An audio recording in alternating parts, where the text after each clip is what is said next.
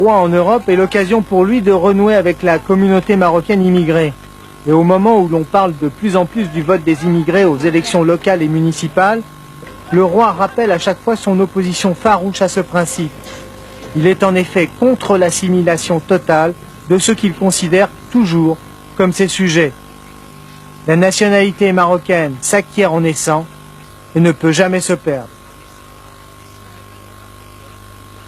Quel que soit le cadre de l'hospitalité dans lequel pourront vivre les Marocains en pays européen, j'estime qu'hospitalité, coopération, travail en commun ne veulent pas dire assimilation.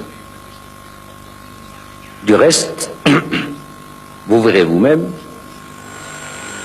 le Marocain est très difficile à digérer. Si on veut vraiment l'intégrer, vous intégrerez peut-être facilement la première génération, mais la deuxième et troisième seront difficiles à digérer, car les cellules marocaines, les gènes, l'hérédité, tout cela jouera. Personnellement, en ce qui me concerne, je suis contre la participation des Marocains aux élections en pays étrangers. Car malheureusement, même au bout d'une génération, même au bout de 2 générations, on leur dira un jour, ah va, tu n'es pas un vrai Hollandais, tu n'es pas un vrai Français, tu n'es pas un vrai Italien, tu es un importé. On le leur rappellera un jour ou l'autre. Et à mon avis, pourquoi voulez-vous qu'un Marocain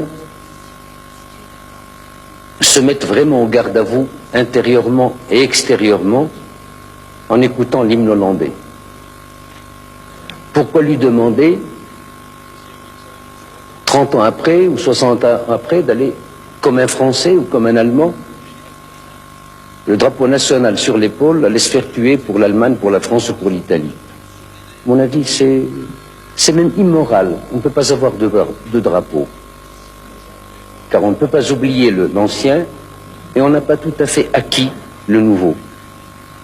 Il vaut mieux laisser chacun chez soi, mais prôner la fraternité humaine, l'égalité humaine, les droits de l'homme, ça oui. Mais l'intégration n'est bonne ni pour l'intégrer ni pour celui qui intègre.